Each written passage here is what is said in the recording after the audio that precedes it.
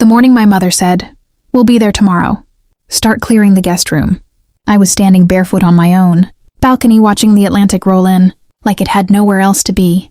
I didn't even answer right away. Because the craziest part? There is no guest room. My name is Elena. I'm 29. And 3 weeks before that call, I did something that terrified everyone who ever claimed to love me. I walked away from the life they picked for me. No dramatic meltdown. No viral resignation speech. Just a short email to my boss at 6:42 a.m. Subject line: effective immediately. For 7 years, I worked in corporate marketing in Chicago. 70-hour weeks, smiling through disrespect, canceling birthdays, ignoring migraines, telling myself stability was worth it. Stability never came. Just promotions that meant more pressure, raises that disappeared into helping my parents, and constant reminders that family sacrifices for family. Apparently, I was the family. When I quit, my savings account looked at me like, "Are you sure?" But I booked the flight anyway, and I bought a modest beach house in North Carolina. Not a mansion, not Pinterest perfect, but it had wide windows, salt air, and silence that didn't feel heavy.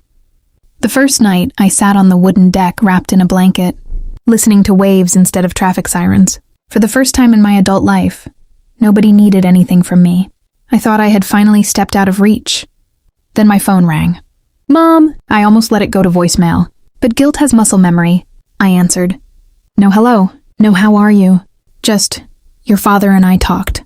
We're downsizing. It makes sense for us to stay with you for a while." For a while. Like my house was an extended stay hotel.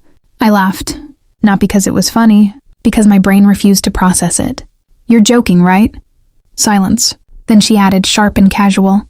"We sacrificed for you your whole life. Don't start acting brand new now." There it was.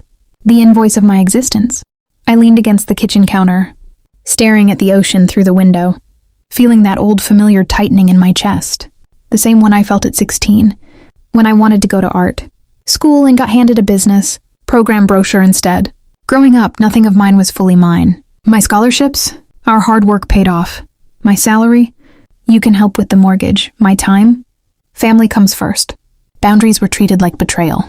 And somehow, even 900 miles away, they still expected access. "When are you coming?" I asked.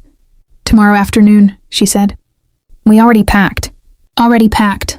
No discussion, just assumption. After the call ended, the house didn't feel peaceful anymore. It felt temporary, like I was a guest in my own life again.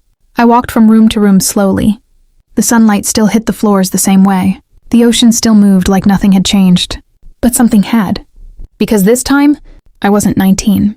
I wasn't financially dependent, and this roof had my name on it. For hours I paced, every worst-case scenario playing in my head. If I said no, I'd be the ungrateful daughter. If I said yes, I'd lose the sanctuary I just bled for. And then a thought landed so calmly it almost scared me. What if I didn't argue? What if I prepared? By midnight, my fear had turned into focus. I opened my laptop. Bank statements, wire transfers, Zelle history, receipts for the temporary loans that were never repaid, car insurance payments, medical bills I covered, the small help that added up to 6 figures over 7 years. I wasn't angry anymore. I was organized.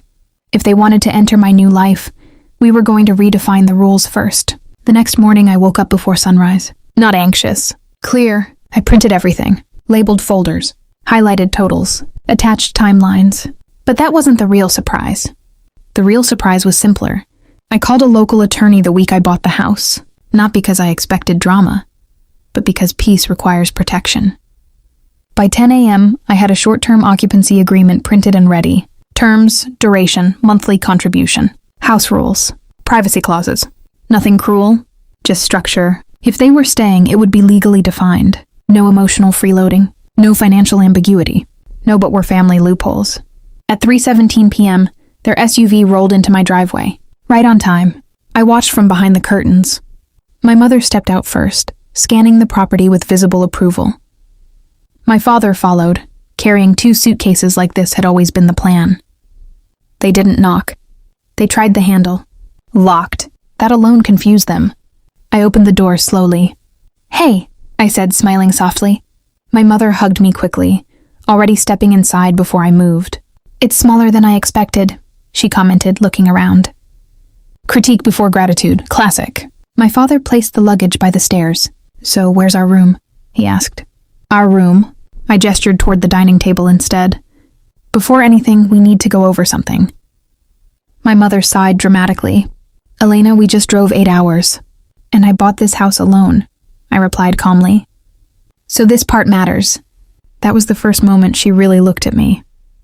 Not as an extension, not as a resource, but as something unfamiliar. I slid the first folder toward her. She frowned. What is this? A summary, I said gently, of the last 7 years. My father opened it first. I watched the color shift in his face as page after page showed timestamps and totals. I didn't speak while they read. Silence is powerful when you're not afraid of it. My mother's fingers tightened around the paper.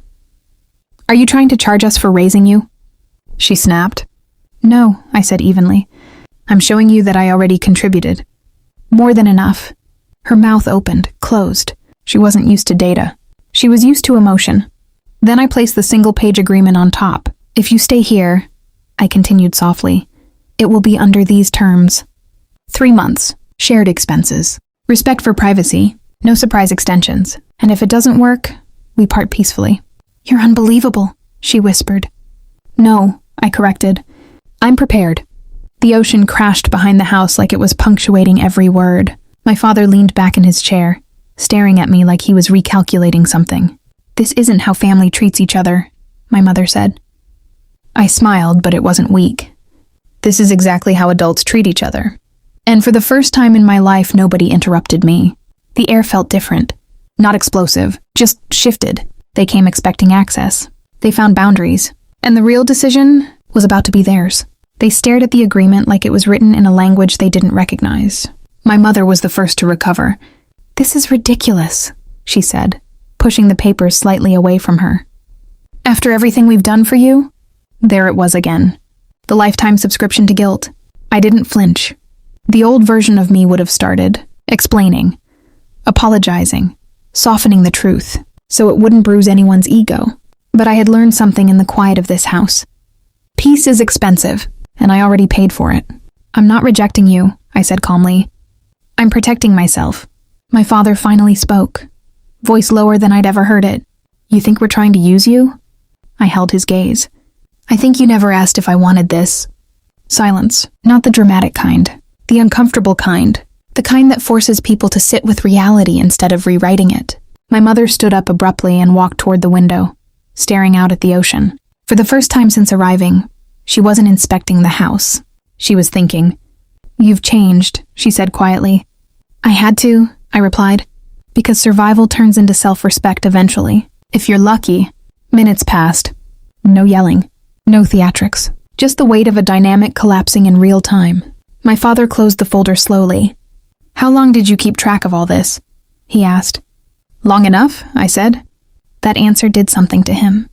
I could see it. A realization that I hadn't been careless. I hadn't been impulsive. I had been deliberate. And that scared them more than anger ever could. My mother turned around, eyes sharper now but not explosive. Measured.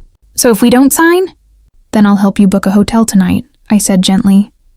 And we can visit, on agreed terms. No hostility, no raised voice, just options. And for the first time in my life, I wasn't begging to be chosen. They stepped outside to talk privately.